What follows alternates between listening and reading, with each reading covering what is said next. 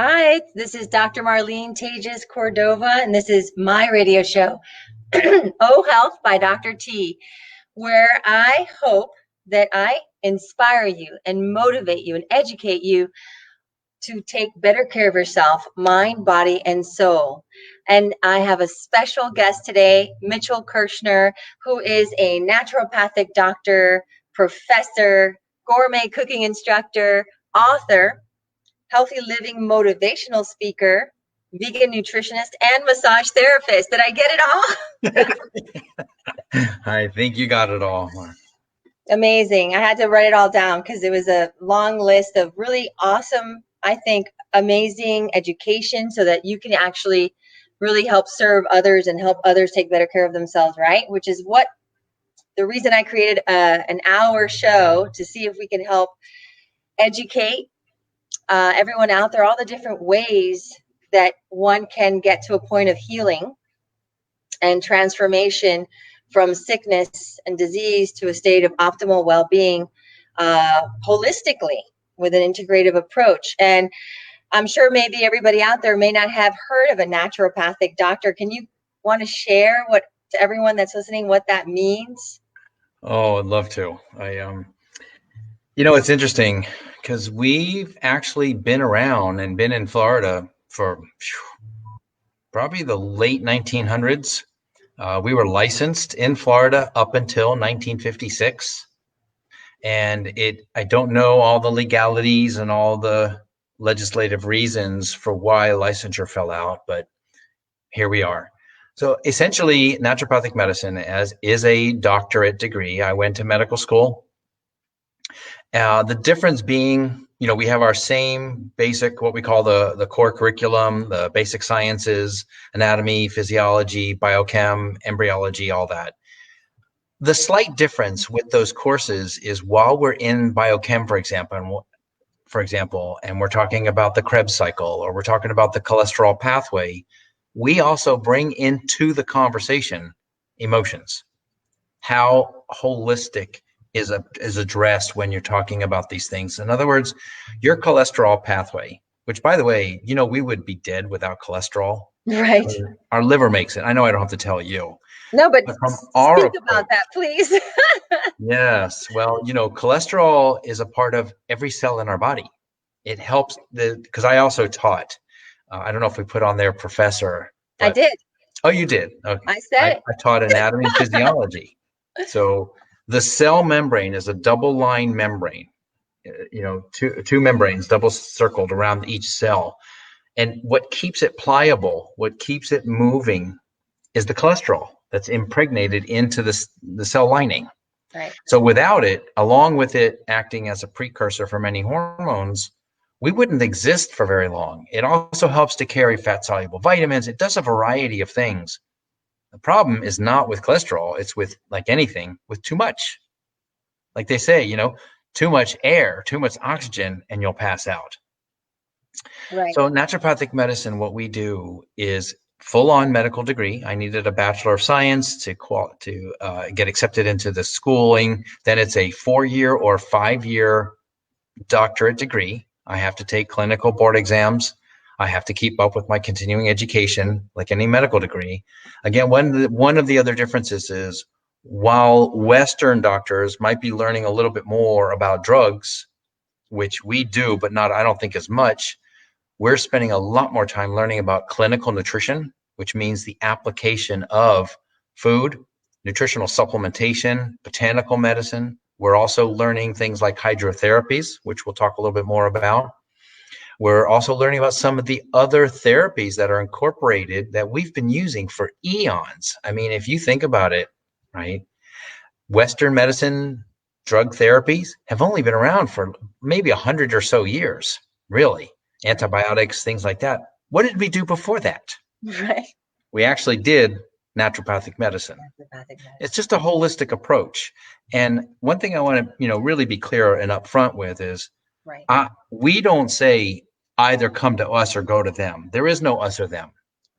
That's why we're here together. That's why we're here together. Right. Right. If we could bring this together, this becomes a holistic health system, a medical system for people, not just for disease. I never looked at a patient sitting in my office as they were there as a headache. Right. They were always there as somebody, as a human being who had headache symptoms. Right. And I like to use the headache as an example because as a naturopath, one of our things is we like to ask a lot of questions. Our initial intake can be somewhere between an hour and a half and 2 hours. Right. We want to get to know what kind of lifestyle, what is home life like? What are your hobbies like? What are your things that, that stimulate your mind and your body and your spirit, and what makes you happy? Like these are important elements. Yes. You don't realize it, but if you go to a job every day that you don't really like, or you're doing it because somebody else thought it was a good idea. That's one of my common diagnoses. Is that right? Yeah. Yeah. And it's true. It's a whole more integrative approach, seeing that patient as a whole and getting to know them in that connection. So thank you for bringing that up, because that in and of itself is so healing. Just feeling heard. Yes. And just feeling heard and that someone cares already begins to open the healing journey. I'm sure that's what you experience Oh, many so times. much. Many times. I can tell you, that several times I had patients who came in and all they did was talk to me, and they started feeling better because I listened. They used to say, nobody ever listened to me like that. And some of them even said it like not even at home, Right. whether it was a partner, a spouse, parents. Like some Yes. people just need to be heard. They need to be listened to, and the healing begins. Right. So I'm so happy that we're beginning to have these conversations together. Traditional family medicine trained, 23 years in practice, naturopathic physician, coming together with the same goal, right? To help someone, guide them towards their own healing and well-being and learning. It's a learning process, right? It is a learning A process. huge learning process. So I want to tell you, about 16 years ago, I held an event. I used to live in northern New Mexico, Taos. And I was also an adjunct faculty member. That's where I was a professor for 6 years to the nursing program. But while I was there, I held this event called East Meets West, bridging the fields of medicine and healthcare. The concept is, if you think about it, in the East, which we're calling, traditional Chinese medicine, Ayurvedic medicine, and then we are in the West. Now, if we were to bring these two together, we would have a real healthcare system. Right. Because in the East, they have thousands of years of empirical information. Right. Thousands of years. They've been doing their botanical medicine. They've been using needles. They've been doing their healing processes for Mind body medicine. mind body medicine. Right. Somewhere between 2,000 and 4,000 years. Do you know how long we have documented our healthcare system? Less than 200 years. Now, what we have that I think is a real star in all of this is our diagnostics, our ability to really monitor things. We may be one of the best in the world. Now, if we could just bring these two together, we're also really good when it comes to emergency care, where we kind of fall a little lack in the long-term chronic care. Right. Or one of the premises or one of the principles of naturopathic medicine is prevention. Prevention. So and early detection, right? And early detection. Right. Yes. I want to tell you, naturopathic medicine operates on the 6 principles. Can I go through these with you? Yes, please.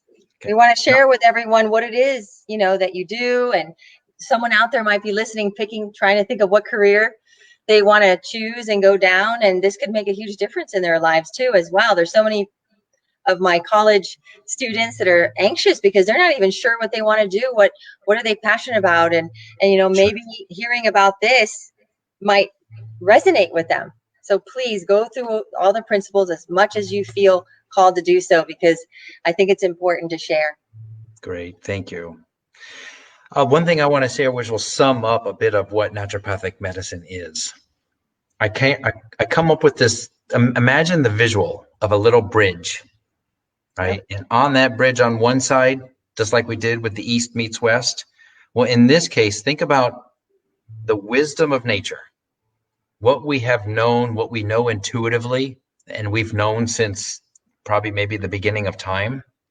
That's the wisdom of nature. That comes from within us when we learn to listen or relearn to listen. What we've done with our medicine and over the last couple hundred years is we've bridged it with the science, the knowledge of science. So if you take the knowledge of science and the wisdom of nature and you put them together, that's naturopathic medicine. Beautiful.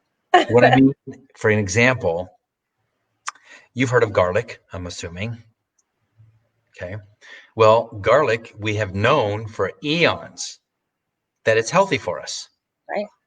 What we've not known for eons is why it's healthy for us or how it's healthy for us. Well, that's the wisdom of nature, was we've known it's healthy for us. So we eat it, we wear it, we would garnish ourselves with it, right? But now with science, we take that same clove into the laboratory, we dissect it, and we pull out the constituents, the individual molecules that make up garlic what it is. And now I can tell you that garlic has these individual components like garlicin, garliin. These are the compounds that make up garlic that are good for immune boosting. They're good for anticoagulation of blood. They're good for stimulating circulation. I mean, and we Lowering can blood figure out pressure. lowering blood pressure. Yeah. Exactly. But that's the science.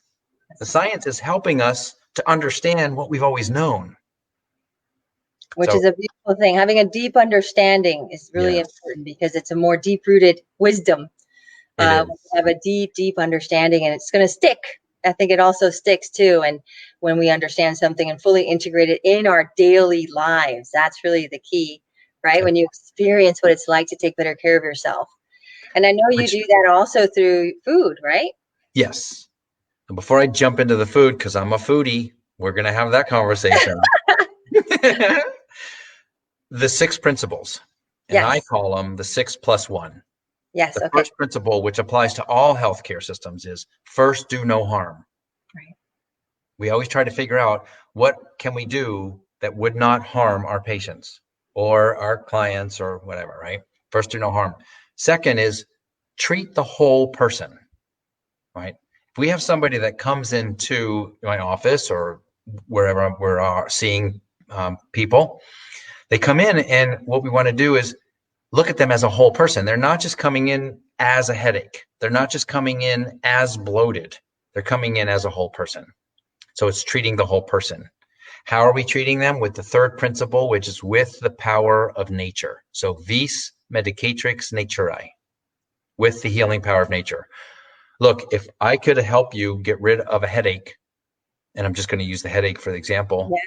by drinking more water and taking a couple of deep breaths, why do I want to prescribe medication? Why do I need to prescribe a muscle relaxant if all you needed was a glass of water because you're a little dehydrated and you're a little tense? So 2 minutes, 5 minutes of a neck rub, and shoulder massage, and all of a sudden the headache goes away. And Yeah. I can't tell you how many times I've done that. Yeah. Same here, actually. I know, right? Hydration is like it has corrected so many physical manifestations of that they have. It's incredible, just a hydration habit. It's Yeah, incredible. The power of nature. the power of nature with the healing power of nature. So treat the whole person. The other thing is treat the cause. Again, if there's a headache, I'm not going to treat it as a muscle tense. So I'm not going to prescribe something if it's dehydration. So I need to find that out because asking people, when was the last time you drank a glass of water? Right. Do you have any idea how much water you drank today? And most people don't. They think, oh, I drink a lot. What does that Yeah, mean? They really don't know. that's true. So treating the cause, treating the whole person, treating with the power of nature, and first do no harm. The fifth principle is docere, which is Latin for teacher. It's like what you were saying earlier. When people know a little bit more, like they didn't go to medical school like we did. So they don't need to know all the big fancy words. They don't need to know all the little intricacies of pathways and all that kind of stuff. Right. But they need to know more about their own health and their own body.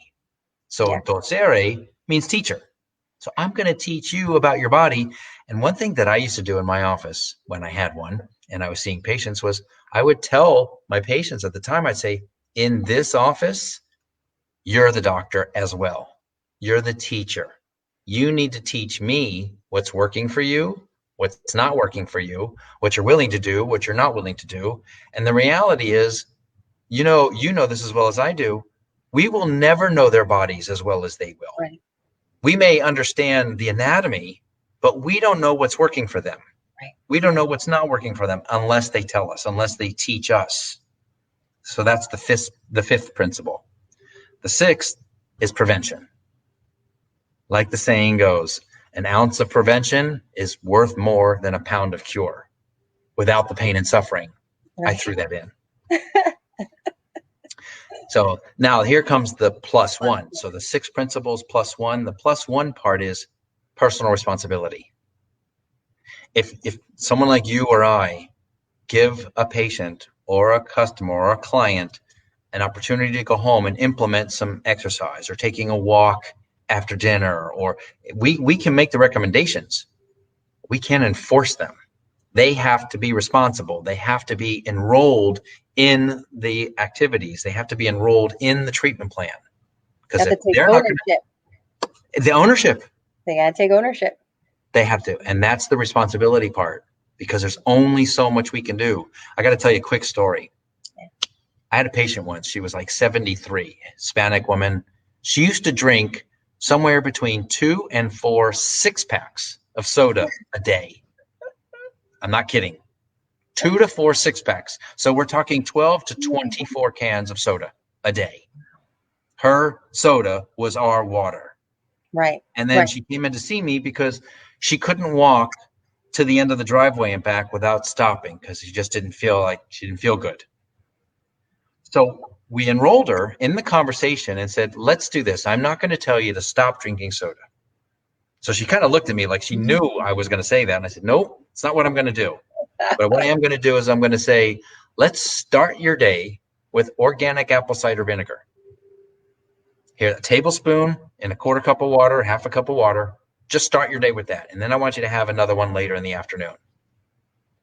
She said, and that's it? I said, well, I'd like you to cut down on the amount of sodas. Can I tell you, she came back for a follow-up about 3 weeks later. She said, Doc, you're not going to believe it. I'm going, okay, I'm ready. She goes, I'm down to 2 sodas a day. We're talking from 24 to. She says, oh, and I'm walking all the way to the end of the driveway and back without stopping. My husband is so happy because now we can take little walks together, and I'm just feeling so much better. And that's all we did. Wow, amazing. Things after, but by enrolling her and having her be responsible for her health, but I gave her the power. It wasn't me writing a prescription. It was me making a suggestion and saying, if you take part in this, you will see for yourself the benefits. Beautiful. I love those stories. Beautiful, and I'm sure you have many. I do.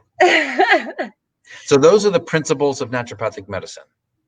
Again, you've got to take a part. Right. You need to learn enough. You don't need to learn the language that we went to school for. You don't need to know the little details of what causes a nerve to fire and the synapse and what is an axon. And you don't need to know all that stuff. You do need to know that you do have nerves, and they can get injected with pollutants that are called neurotoxins, and they can affect things like thinking or motor skills or anything else. And there's a way to get rid of that stuff. I used to do a lot of that. So getting rid of the cause cleans the system and allows your system to operate the way it was meant to. You get out of its way. You get out of its way. It knows what to do. Yes. I mean, I'm not a religious person, but I do believe in spirituality, and I love to say God, or whatever you want to call, whatever term you like, but God did not create us to fall apart in our 40s and 50s. Right. Like, we really have the potential to live healthy into our hundreds. Absolutely. But we have to get out of the way. We have to get out of the way. Absolutely. And we have to believe that that's possible. And I'm sure we're going to get into beliefs. Yes, and mood and the mind and all of those wonderful topics. So that's beautiful. The 6 principles plus 1, and it's an integrative, holistic approach. And I do believe that you have explained what that is, seeing them as a whole person. Yes. and having them step into their own and empower them in their own well-being, and having them see themselves as their own physician, which is beautiful because they feel empowered and they don't feel like victims. Yes. And that's important. It's important that self-love, self-respect, and self-care, and have that perspective that they have a choice, always have a choice. And being listened to. So Even I worked with several teens, and when I had a teenager who would come in and talk about, what was going on with them, it could have been acne, it could have been, poorly managed menstrual cycles, whatever it was, they didn't have really anybody else that they felt comfortable talking to. thank you so much for bringing that up. Thank you so much. I see teens as well, and I feel greatly that teens are not supported enough. They don't have enough support, maybe at home even, because parents aren't really sure how to handle them. Sure. Psychologically, also, they're in a rapid growth phase of development, of seeking, of receiving and learning, right? And wanting to belong. It's just an incredible phase, adolescence. And I thank you so much for bringing that up. How there, I feel called, and I'm sure maybe you also notice how there needs to be more support for them in all these different ways, socially, even medically. There's a pediatrician and then a adult physician, and Yeah. in family medicine. I do see a lot of adolescents, and you're so right. They just want to be heard. They Yes. just want to have this space. I almost feel like we should have a branch of medicine that takes care of between the adolescence and the Yes, adult phase. yes, There's this agree. gap here because they're going through stuff that we're not Yes, at this point. They're and going they don't through stuff. know. Yeah. And they're They don't going know. through They things that the feel adolescent isn't, they start right? to feel something's wrong with them, and there's nothing wrong with them. That's what That's I'm right. constantly telling them. Yeah. You're absolutely normal. There's nothing wrong with you. And that's when I go back to how I feel called to somehow get together with figure something out to support them more, in all ways, so that they can really step into this adolescent phase with like pride and honor and like and vigor. You know how exciting of a phase this is, from child to adulthood, and Yes. all that happens in the body and in the brain. The brain's not even done growing yet. It's not done Exactly. developing. They can't even understand certain concepts. It's impossible, and they think there's something wrong with them, and there's nothing wrong with them. That's really what it's about. That education, right? That understanding of yourself and what you're going through, and to honor that, and have compassion, Yeah. right? And yes. And I would, because we had these kind of discussions in my nursing classes. And one of the things that we kind of uncovered was the idea of, it may sound like a good thing to do, but calling them young adults actually causes them to think they need to grow up faster than they should. Good Like, point. be teens, have fun. Trust me, there's enough time to be an adult, be Exactly. responsible. Like, really, let your hair down if you have any, which at that stage you most likely do. But go have fun. You'll have plenty of time to be responsible. You'll have plenty of time to pay bills, but go have a good time. Like, I'll tell you, I didn't get into medical school till I was 30. I mean, I tried junior college for a number of years in my late teens, early 20s, and I was like, I don't even know why I'm here. I don't know what I want to do. Why Right, am I going to school? So right, I went and got several different jobs right. until I figured out, no, I don't want to mow lawns for a living. Thank God for those who do, right? But that wasn't what I wanted to do. I didn't want to work in a kitchen, in a restaurant for a living forever. Right. So I did all these jobs to realize what I did not want to do. And that's one of the other things that we say in naturopathic medicine is we have what we call, the idea of the doctor bag. Well, in our field, and I'm going to include you in our field because you're more holistic approach anyway, we have doctor trunks. We have more things to offer.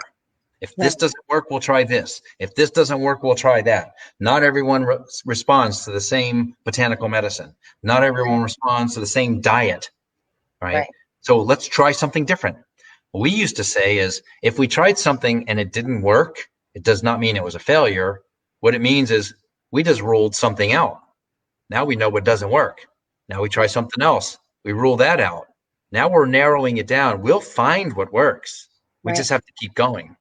Right. Sometimes we're lucky enough and we get it early on. Sometimes it takes a little while. And that's important too, to have patients share their intuition, right? Their intuitive guidance in their own health and well-being. I'm sure you have that conversation as well. You Sometimes know, they know what that is, and sometimes they don't. exactly. Again, It was the funniest thing because every once in a while, if I felt like I was with the right person, right. teenager or young adult or adult, and I would sit there and I would ask them, so what do you think's going on? They were Yeah. like, you're the doctor. I'm going, yeah, Yeah, I I hear that told all the you time. You're the in this doctor. office, so are you. I didn't ask you for the big The names, diagnosis. what we call the diagnosis, right? The $10 words. You don't need to worry about that. Just tell me what you think's going on. And you would be surprised. They come back, go, I don't think I'm getting a good night's sleep. Right. Or I think it might have something to do with I'm eating a little too much sugar. Yeah. And your Okay, mind's let's start lining up. there, Yeah, right? It you're was a beautiful thing. right. Hey, it made my job easier, right? Instead of having to ask them 1,000 questions, Right. plus it empowered them. Right. They were like, I figured that out. We figured that out. I'm like, Yeah. yes, we did. And Perfect. it helps with when we comes time to creating the treatment plan because they were a part of that too. Yeah. It's more likely to stick. More likely to stick. It was stick. More compliance. Yes, which is a big deal. It's that personal responsibility part, Yes. right? Thank you It's so not much. just go to the doctor, give me a pill to take, and it'll all be better. Right. No, trust me, if there was a magic pill, we'd all be on it and we wouldn't need doctors anymore. Right. But it doesn't Yeah. work like that.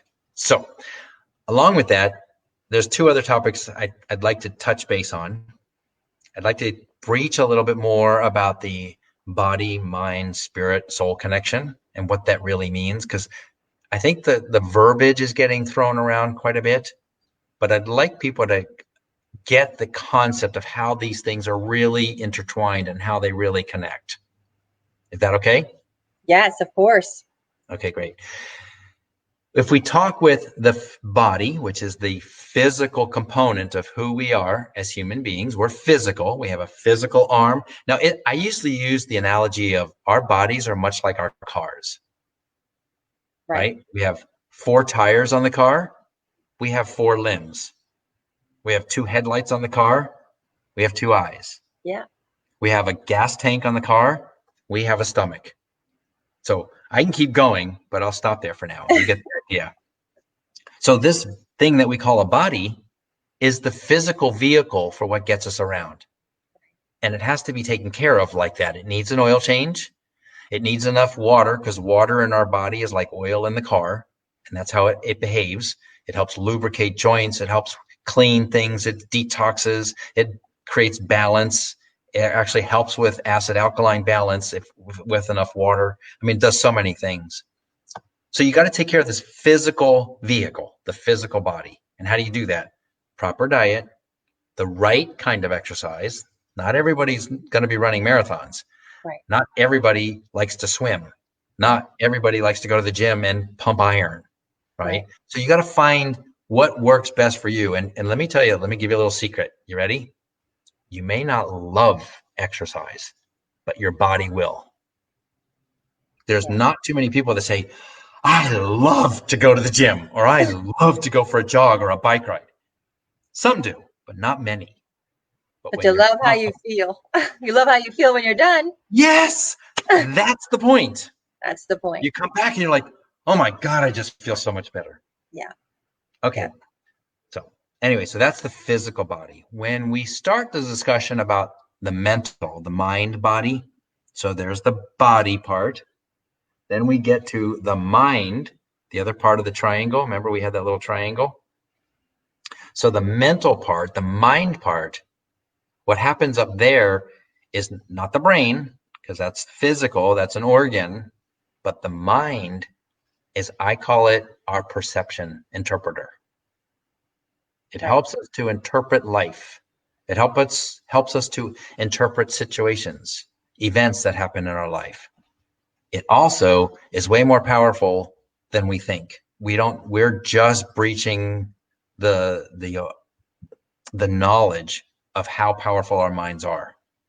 Right. Do you know that if you and I are both sitting here looking out the window and looking at the same thing, we're not going to see it exactly the same way? Right. How's that possible? It's the same thing we're looking at because of our backgrounds, because of our perceptions of it. It may be a cloudy day. You Right. may love cloudy days just because you get to nuzzle up, you get to make a good cup of tea or whatever. And I'm the type where another cloudy day? Are you kidding? So here's the same thing we're looking at out the window. We have two totally different physiological responses to the thing that we're looking at, which is out the window the same day. I just saw a rabbit run by. Some people will be like, "Huh, a rabbit in my neighborhood?" And I'm like, oh, wildlife, yay, right? So that's the mind. And the same thing holds true with certain events in your life, how Right. you perceive those events.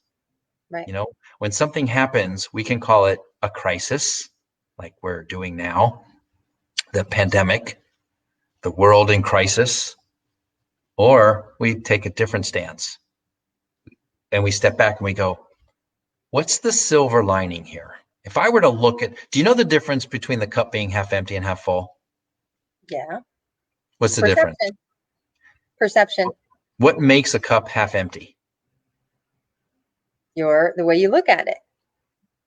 Close. You're drinking out of it. What makes it half full? You're You're adding. pouring into it. But it's the same level, right? So what makes it, if it's got the same level of liquid, but you're taking out of it where it started as full, but now it's down to half empty, versus if you're pouring it in and now it's filling up. Same thing with our mind. What are you filling your mind with? Right. How are you choosing to see things?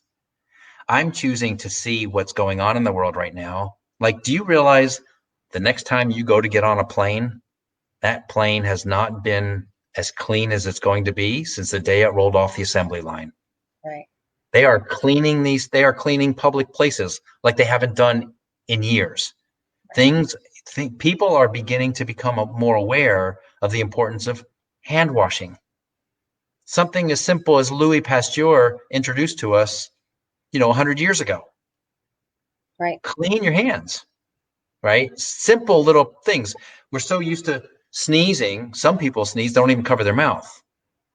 Well, now we're being asked to wear masks. Right. And I'm saying we have a built-in mask. Cover your hand. When you're done with your sneeze, go wash your hands. These are some new awarenesses that are coming out of this situation and out of this time. Right. So we take that, and that's the mind. The mind is your perception. It's how you see things, how you choose to see things. And all right? your thoughts. And all your thoughts. And all your thoughts. Oh, All I your got a beliefs. quick question for you. Do you know the difference between thinking and thoughting? Nope. Okay. Can you control your thoughts? Not Be really. aware of them. You can be aware of them, but that's the thinking part. Thoughts come into your head. You're like, where did that thought come from? Automatic thoughts. Automatic thoughts. Most of them are automatic. Exactly. And you don't really have control over your thoughts, but you have control about your thinking about your thoughts. What am I thinking about that? I just saw a person who was wearing something that I would never wear. What am I thinking about that person? Yeah. It's just the clothes that they were wearing. But does it change the person? It's like with this George Floyd situation, right? Racism. This isn't brand new. This isn't just something that just started. It's been going on forever. But what are we thinking about it? Now, do I see every person of color the same way? Are they? No. Just like I don't see every person of the same religion the same way. Just like I don't see every police officer the same way. I mean, you got to remember these policemen that are now kind of under attack a little bit. These are the same people who will get into the middle of a gunfight to protect us. I happen to have a brother-in-law who has a son, NYPD. He's gotten in the middle of a couple of gunfights, not because he wanted to, because it was about protecting the public. So how are we seeing these things? How are we perceiving these things? That's the mental emotional part, right? Now we get to the spirit or soul part. And that's where it boils down to belief. That soul, your soul is in this perception of it and this definition of it. Your soul is in your heart. Your heart really dictates what is right and wrong for you, not what's going on up here, because up here is too often, you know, influenced by events in life, by news, by what you read, by what you hear, by people that talk to you.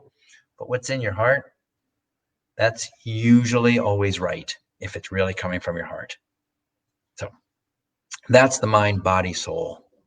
And now, how does that apply to healing? How does that apply to healthcare? Well, if you have a situation like I was just talking to a friend earlier whose dad had colon cancer, we talked about it. The first thing is, what was his diet like? Because that's the physical part, right? Didn't eat very well for many, many years, was an alcoholic. So he put his body through a lot of problems and a lot of challenges, the physical body. He didn't keep it clean. He didn't drink enough water. He didn't take care of his physical body. Luckily, over the last few years, she's been working with him and cleaning up the diet and helping him with good quality supplements. So when he went through the cancer, his body was able to respond better. He is now, I think, 3 or 4 years cancer free from colon cancer. So the physical part was he needed to take care of his body better. The mental emotional part, right? How did he perceive life? Did he hold on to things so much that it was poisoning him? Did he hold on to belief systems so much that they was poisoning him? So you can see where there is this bonding of connection between the mind body and how Yeah. what you think can affect your body. Yeah, here are my patients at OHealth. I try to explain to the patient that the physical manifestation, the physical body is your subconscious mind. And Yes. Yeah. so whatever is going on in your subconscious that you may or may not be aware of, is going to manifest physically, that it's just trying to give you a message, and we're just supposed to listen.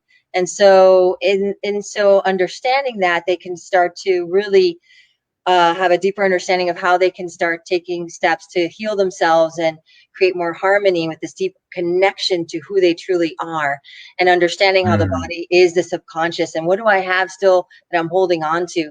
Typically for disease and illness, it's resentment and guilt and anger and shame, things that are being held onto that have this. You're going to talk about that energy. You're going to talk about mind and the mood, right? The mood and the vibrations of emotions. But there are emotions that have very, very damaging vibrations. And so, Mm-hmm. Mm-hmm. that's the conversation, that conscious conversation that I think that we're having now, and that hopefully everyone's starting to, it's putting, resonating with them as they're listening to this, how they Mm-hmm. can, how everything's connected. Everything Absolutely. everything's connected, and most of the time we're disconnected, and then we begin to feel some dis-ease or some physical manifestation, and that's why the habits of meditation and mindfulness and journaling and these healthy habits that help you stay connected to yourself, right? And you have these letting go practices, which I'm sure you get into, these processes of letting go and releasing these things from the body so that we can get out of its way, right? Get out of its way so it can do what it knows how to do. It knows how to do it. There was a physician in our field who used to make the statement, backed by science, indicating that the best pharmacist on the planet is the one that's inside your body. Right. Because I can give you any kind of a drug or medication or botanical medicine or nutritional supplement, but I'm kind of guessing a little bit. Whereas your body knows what it needs. If it's given the right tools, it will repair itself. But it Yeah. needs the tools, which is good, healthy diet, good, healthy thinking, good practice like Right. meditation, that these kind of conversations. This is where forgiveness, and starts with forgiving yourself. Right. Start by, you know, I got this saying. It says, look, you can choose to either beat yourself down or beat yourself up. And if you beat yourself up, it means you're rising to the occasion. It means I'm going to learn from this experience and I'm going to see what best serves me next. That's beating myself up. That's Right. okay. It's not too much, right? But beating yourself down is, I'm not going to learn this lesson. I'm going to do it again because I'm no good. That's not good. I say, go to the doc, go have some meditation, go have a good conversation. She'll work with you. We'll get past this, right? Letting go. Letting go. Very healing. And we Yeah, have 15 more minutes. So I want to talk about your new books that you've written books, many of them, and you guys can learn that on his website. Please check out Dr. Mitchell Kirschner's website, drmitchellkirschner.com. And I want to talk about the two that you told me earlier, staying healthy while on your computer. I think that's just so relevant right now. And if you can just share with us maybe some tips on that, and then they can look out for your book. It's coming sure, soon. sure. Staying healthy while on your computer. That would be amazing if you could share something from your book, your new book, on Yes, that thank topic. you. I got inspired because I started spending more time on my computer, and the more that I did, the more I realized my low back was hurting. I would notice every now and then my legs would feel like they were falling asleep, and my wrists were starting to hurt until I bought an ergonomic keyboard. I'm like, what is going on? I am just too young for this to be happening. So the more I read into it, the more I realized, oh, it's poor posture, it's poor positioning, it's poor, hand position and where the monitor is. I mean, you add all these things together, and then of course, just in the last year, in large part because of what's going on, there's also the exposure to blue light and EMFs. So Right. all of that is touched upon in the book, Staying Healthy While at Your Computer. It'll be available soon. We're just finishing up the touches. And I'll give you a tip. Here's one of the tips out of the book, because it's an easy read. It's about 7 chapters. And what it does is it touches on different topics like ergonomics, or, believe it or not, what are you snacking on while sitting at your computer? Because if you keep that up, at the end of the year, you're going to need new clothes. Right. Right. So pick healthier snacks. One of the tips is what we call the 20-20-20 rule. So every 20 minutes, and if you need to set a timer or put a sticky note on your monitor, whatever it is, and there are some apps that will help you with this if need be, but every 20 minutes, look up at something 20 feet away. That's why we used to do the eye charts at 20 feet, so we can figure out 20/20 vision. So look at something 20 feet away and stare at it for 20 seconds. That 20-foot mark is where we have our eyes be the most relaxed. All the muscles in the eyes, because we have 8 muscles in each eye, and all those muscles relax at the 20-foot mark. As things begin to move closer, our eyes have to start to tighten up to adjust to the focus. Right. As things move farther away from the 20-foot mark, same thing. We have to focus on the lens to get to see something farther away from 20 feet. Every 20 seconds, every 20 minutes, look at something 20 feet away and stare at it for 20 seconds. And I say, while you're at it, you may as well stand up. Get a little circulation going down to the legs too. Right. So that's just one of the tips. Drinking enough liquids. One other quick little tip is, hey, if you have to go to the bathroom, nothing is that important that you keep putting it off for, I can't stop right now. I'm right in the middle of something. Yeah. No. Yeah. Stop. There's pause buttons. There's put on hold. Go to the bathroom, come back. It'll be right there when you get back. Thank you so much. That's so true. That's so true. That's going to be great. And you guys can find that on his website. It's coming soon. And then you have another one called Sugar is Not the Enemy. That was a very interesting title. And can you touch upon that one a little bit? Yes. I don't know if you remember, there was a movie, I think it was back in our day. Oh God, what was the name of that movie? You know what I'm talking about? Mary Poppins. Oh yeah. Okay. So do you remember the scene? She was singing that song. She was trying to get the kids to take some medicine, and they just didn't want the taste. And she broke into a song. Just a spoonful of sugar helps the medicine go down. But if you think back, she said a spoonful, not a pound. Do you know that the average American consumes somewhere between 150 and 170 pounds of sugar per person per year? And a lot of that comes from things like liquids, sodas, fruit juices, and a lot of it comes from added to food. So we call it added sugars. It's Right. not because you're sitting there at the table, putting teaspoons in your food. Right. It's what's added to food.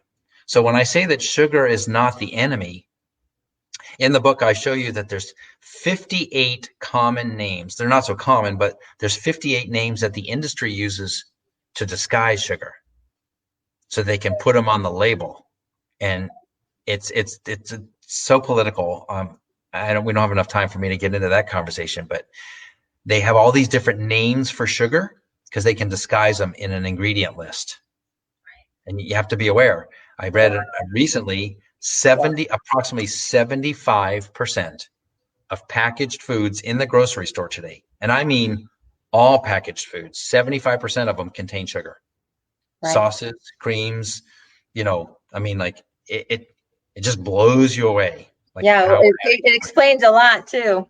It explains why obesity is on the rise and chronic disease is on the rise from the patient. And again, it goes to education. So I'm so glad that you're writing a book on this to educate and inform everyone what to look for in a label and all these ingredients, and just educating them and sharing this wisdom, because I think that really empowers everyone to make better choices.